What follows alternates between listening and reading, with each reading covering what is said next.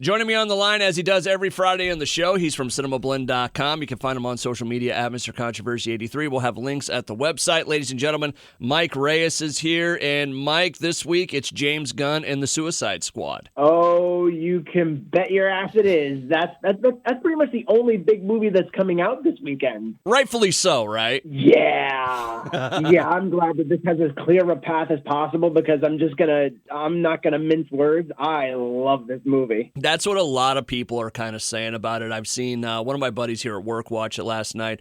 One of my other buddies watched it. He said it's great. Like, no one's had a bad thing to say about this movie yet. Give it time. I'm sure there's someone. But you know what? James Gunn was given a DC budget to make a movie that harkens back to when he used to work for, there's a low-budget indie sort of horror exploitation brand known as Troma. You may know them as people that brought you such fine films as The Toxic Avenger, Class of Nukem High. I didn't remember Toxic Avenger. That's where James Gunn got his start. And yeah, he basically got a budget to make a movie that crosses that sort of sensibility over with a really good comic movie. And then on top of that, he has these beautiful emotional beats that are built in. Like, I mean, anybody who's familiar with his work with Guardians, it's very much similar to what he did with Guardians, but he's got an R rating and he's allowed to go more extreme. Yeah. And first 5 minutes, he earns that R rating. Absolutely. All right, who's the best character in it? Oh, you know what? It's really hard to pick because this Suicide Squad has a really good roster. Sylvester Stallone as King Shark is amazing. Of course, you've got Idris Elba as Bloodsport. Margot Robbie comes back as Harley Quinn, which I think this is my favorite incarnation of Harley so far out of her. Of course, John Cena's Peacemaker is just, I can't wait for his HBO Max series because you have not even, there is so much more to what they do with his character in this movie. Yeah. This is one of the best trailered movies I can think of because the way that they've presented this movie in the trailers is so smart that you really are still surprised by stuff that happens in this movie. See, that's the thing I was thinking about this when I've seen what people have said about it, you know, hearing you talk. Like, having a guy like James Gunn, it really does come down to when you have a movie, you have to have the right director for it and the guy that understands what's going on. I think there's too many people out there that do the thing of, no, this is the movie I want to make. Well, do you understand the content in it and the best way to use that? Yeah, it's definitely something that's cropped up more than once because, you have this sort of market where you really do want to get the best talent available to sort of make because you want to cross these movies over into, audience crowd pleasers or maybe something that's a little more akin to, dare I mention the magic word, cinema. Yeah. It's like you really want to get your bang for your buck with a movie like this. And in the case of the Suicide Squad, bringing James Gunn on to do that and to just do his thing with it is the best possible scenario because I think Warner Brothers and DC are kind of in a position right now where they're allowed to throw anything onto the wall and see if it sticks. Well, let's face it. I mean, is this the best DC movie? Let me ask you that. I think so. It's close to Zack Snyder's Justice League. I will give you that. I might still be on the side of Zack Snyder's Justice League is the best thing that they've done, but this is really, really close, if not right up there. His personality is all over this thing, and it's a beautiful, beautiful result. I think studios make that as smart as they want to act about some of this stuff sometimes. I think they really miss the mark with some of these movies by just having the wrong director with it or something, or saying we know how to make it better than somebody else. Well, yeah, because there's always that gap between studio expectation and what the actual writer and director want to do. And another wonderful thing about this is this doesn't have to fit into an overall 20-plus movie arc where you have to really, consult the series Bible and make sure that the executives are on board with what you want to do. You don't have to go through all those hoops. It's just, okay, so we want to make a Suicide Squad movie. You're James Gunn. You're good for that sort of thing. You want to do it? You know what it kind of comes down to? Sometimes the higher-ups just need to get out of the way and let people do their job. Like, you've got really great boots on the ground doing this. It's just like, just trust them to make the movie and make it cool. Yeah, that's again, you if you're going to throw anything to the wall and see if it sticks, you have to have faith in gravity. You can't just try to control the trajectory, or you can aim as best as you can. Yeah. But once it leaves your hand, you have to just trust in the process. Yeah. I think you know what? The more I think about it, maybe it's not even the best director. It's just trust the people that know what they're doing. Yeah. But also just, James Gunn's chops. He's another one of those people that you can really watch his films in order and see how he evolved as a talent. Yeah. And just his refinements in Guardians only, serve this film better. And you know what? I might be a little more excited for Guardians Volume 3 now after this, although I don't know if it'll approach this level just because, you still got restrictions on a Marvel movie. This movie did not have many, if any, restrictions on it. I get you. So it's great. See it this weekend. Yes. See it. It's on HBO Max for the first 30 days, only the ad-free tier. And it is also in theaters. And I highly suggest seeing this in IMAX because it was worth it. Mike Reyes from Cinemablend.com joining me on the line. Okay, so that's Suicide Squad. Next week, me and the wife are actually going out of town, so we don't have a show. So we're actually going to cover Free Guy this week. Hey, we're going to a concert, and we can't wait. And it's just me and her. We're dumping the kid off, so get off my here, man. What are you going to see?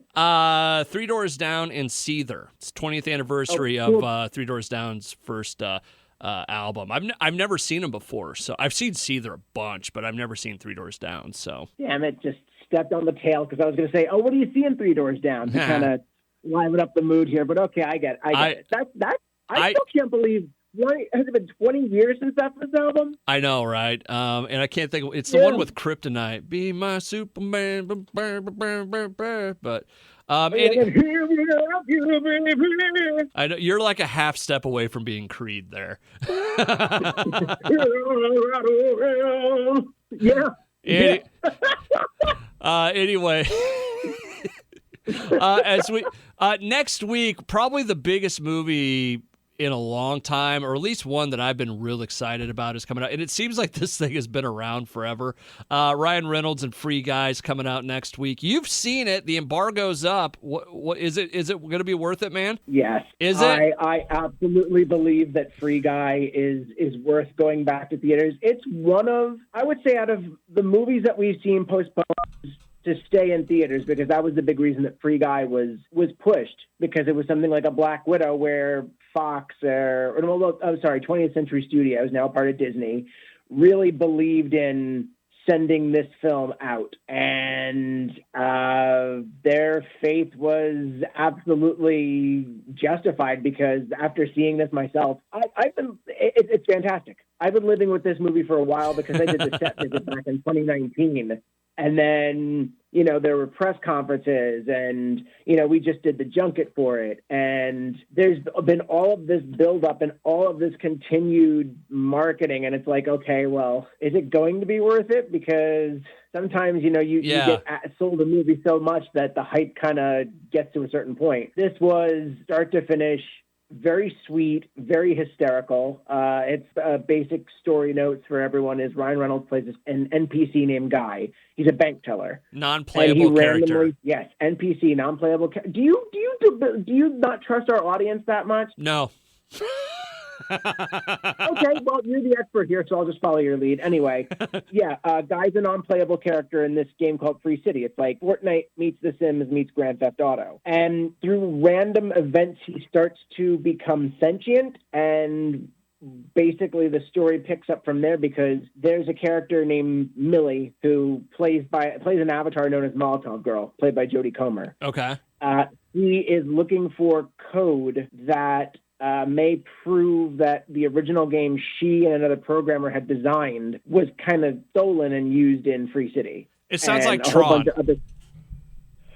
It's like a big-hearted Tron, now that you mention it. It really kind of is. And there's so many Easter eggs. There's a lot of really good cameos. Listen very closely to the voices, and you can pretty much know who's who. Oh, that's cool. And there are moments in this that are going to totally bring the house down. And it's a real big summer crowd pleaser. It plays wonderfully on a big screen. Ryan Reynolds gets to be bright and optimistic with his humor, and just I like whatever the man does. And yeah, it's a real fun time. You know what's funny about it? You say you like whatever he does, and I had a thought the other day because they put out that new trailer where it was kind of a trailer for Free Guy. Is the muscle-bound Ryan Reynolds in the movie? Or was that just an ad? Ladies and gentlemen, if you're really, really worried about spoilers, okay, so he's in it. Yes, he is, and that's a gag from the third act that I'm really surprised they thought to put out there. But I think I know why they're doing it, and it's basically the same reason why Borat 2 ruined the Rudolph Giuliani scene, because I think there's something kind of bigger that happens around that moment that they want to really hit. Okay. So I think that's why they did it, but still at the same time, it's like that. It was such a good reveal seeing that and not knowing it was happening. The only reason I bring that up is because they made a Deadpool joke, and that was part of the trailer was like he doesn't fit in the Deadpool thing, and part of me was like, man, are we ever going to get tired of Ryan Reynolds inserting Deadpool into anything? And you know what? I don't think we are. Well, I don't think we are, but the thing is, he's very sensitive about it, because I read another one of the people that did the junket. They were running coverage about it, and he's like always aiming to like top himself and to do just a little bit better than he did last time with Deadpool. And that's why it's such it's like a sacrosanct character to him that he doesn't want. I don't think he wants people to get tired of Deadpool. No, and they shouldn't. To that same effect, no. And I mean, I wasn't the hugest fan of Deadpool 2, but I'll tell you this much: I'm still ready to go see Deadpool 3. We just rewatched Deadpool 2. It was on like FX and even edited. That movie's funny as shit, man. I love the ending. I love that credit sequence where he's going through time and correcting errors. Yeah. Well, anyways, back to Free Guy. So it's really good. Go see it. Yes. Okay. Absolutely. Okay. Go see Free Guy. Go prepared to laugh and just maybe feel a little bit, because there is definitely there's one part towards the end that definitely had me emotional. And I think if the movie's done its job right, which I certainly feel it has, it'll get you too. Perfect. Mike Reyes from Cinemablend.com joining me. Okay, so that's kind of the movie news this week. Over in the world of movie news, what are we looking at this week? Oh. Is that a good, or a bad? No, it's just it's a very good question to ask, because I'm trying to think of the Scarlett Johansson Marvel drama is still continuing. And I don't know if we talked about this the last time, but now Emma Stone has been thinking about filing her own suit for Cruella. Some think that this is going to be like this is the next major legal challenge when it comes to this whole streaming debut. And you know what I was thinking about with this? What a crappy way for Scarlett to go out as Black Widow. That this is going to be the ending to her story with Disney and the MCU. Yeah, but at the same time, if this really looks like it doesn't look like it. Really does just have the building blocks of a valid concern, and it's something that we're really going to have. Studios are really going to have to reckon with in the climate of theatrical and streaming debuts, especially if there's a possibility that we may have to, I mean, I'm not saying we will, but if there's a possibility that we ever find ourselves in another 2021 or 2020 scenario where theaters are shut down and we have to figure out how we're getting movies out there, if we're getting movies out there, that's definitely something that's going to need to be hammered out. And, you know, if anything, 2020 and 2021 are sort of a focal point for theatrical business. It's one of those things, like, you know, we've had this conversation a lot about whether or not people really want to go back to the theaters, whether your average American needs the theater experience, you know? Yeah, and you know what, I'm really sad that it's gotten to that point, because it's just the theatrical model really is something that I personally think should be there, because, you know, we just finished talking about Free Guy, and I don't know if that would have played as well watching it for the first time at home. Yeah. And I think I might have even talked to you about this before, but I remember going to see Black Widow, and I was not very impressed because of the fact that Marvel maybe did too good of a job of blending their series content with their films. Yeah. Like, everything is one for one now. And, you know, we've just come out of this era where it's basically, here's a 6-part movie that you can watch at home. And in the best case, that happens to be Loki. then after you watch Loki and it's like, okay, Black Widow, it's kind of on the same level of, you've got the same stars, you've got big sets, and it really is something where we're going to have to be very careful about delineating. Well, the point I wanted to make was I think I kind of cover average American and how I go to the movies. Listen, I love the theater experience. I really do. But you know what? Half the movies I go see in the theater, if I had a chance just to see them at home, I'm going to take the chance to see them at home, man. Oh, I absolutely get that. That's the thing. I'm definitely not against streaming. Yeah, so I mean, it's just one of those things where it's like, man, you know what? There's gonna be a lot of people that are the ho hum. It has to be the theater experience. But you know what? This all changed. As dumb as this may sound, you know what? When Amazon started doing next day delivery, hey, guess what? I want everything right here at my house the next day. And if I can have a movie like that, guess what? That's the attitude I'm taking. That's a little more. I think that's apples oranges there, especially when. I think the best thing that'll come from this is you're going to see what audiences respond to more on either side. Like, you're going to see the movies that people absolutely want to see in a theater, and you're going to see the movies that people would rather see on streaming. But there's going to be a lot of things that we're sort of going to have to wade through, and sort of safeguards and benchmarks that are going to have to be put out there to make sure that it's all done in the best way possible for everyone to go home happy. Well, the point I was making is it's more that instant gratification type thought. Yeah. Where you're going to have to take that into account if you're in the movies. And if you're going to star in a movie, hey, guess what? You may have to deal with the fact that we may just put this out on streaming. I mean, I think that's more the point where it's going to be, this could happen. And this could be here to stay. This may not just be a pandemic thing. It may be, guess what? The streaming thing, that model, it's here to stay. We're going to tweak it, but it's not going anywhere. Well, that's why you're seeing some movies like Warner Brothers' Blue Beetle movie for DC is now an HBO Max exclusive. That makes sense, though.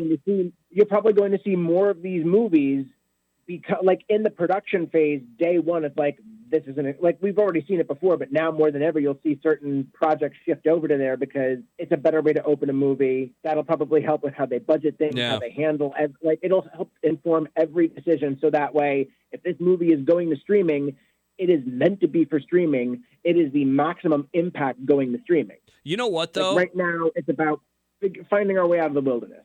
Well, you know what might be the interesting side effect of this? We talked about it last week, but we've been watching the movies that made us, right? And you think about some of the movies, like we just watched the one about Elf last night. And, I'm trying to think of the other one that it was like, oh my God, we don't know if we're going to be able to make this. But the point I'm trying to make is maybe you start to see some of these movies get made that would have never got made before because we don't have to risk it on the big screen. Well, that's kind of what you've seen with Netflix, especially with even in some of the cases where they've just acquired a film from a studio partner. You see them being able to put all they have to worry about is putting their muscle into it, slotting it into the release calendar. Yeah. And, hey, Red Notice is coming on November 12th with Ryan Reynolds, Dwayne Johnson, and Gal Gadot. Yeah. And these are projects that they're still expensive spends, but Netflix kind of has a little more leeway in doing so, I guess. It's such a weird world, right? It is, because we still the metrics of streaming aren't as clearly defined, or they're not one for one with the impact as you would have with like an opening weekend. Yeah. Well, Netflix's results are usually, these are the most popular movies based on people putting them on for 2 minutes. It doesn't talk about how many if people finish the movie or not. A lot of their most popular stats come from, I left it on for 2 minutes and then kicked it off. I think the other interesting thing with this, to me, it's kind of like podcasting, where everybody knows podcasting is popular right now, that a lot of people indulge in it. Nobody knows exactly what the formula is for it right now. Yeah. You can't. And that's just, Yeah. You just can't, like, the example I always use is Joe Rogan, where Joe Rogan has probably one of the most popular podcasts known to man. And if you took the Joe Rogan equation and I just started doing that, that doesn't mean that I'm going to get the same results as him.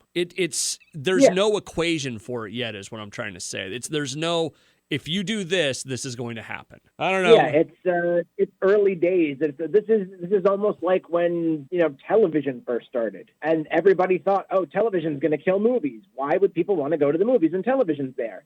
And then eventually you see a delineation of what type of things you watch on television, whether it's formats or type the show or what have you. Yeah. Eventually they became something that could coexist. And it'll make things a little more crowded, but kind of it's another avenue. All right, Mike Reyes from Cinemablend.com joins me every Friday on the show to talk about movies and all kinds of weird stuff. Mike, you have yourself a good weekend. You too, man. I'll try to do well here without you.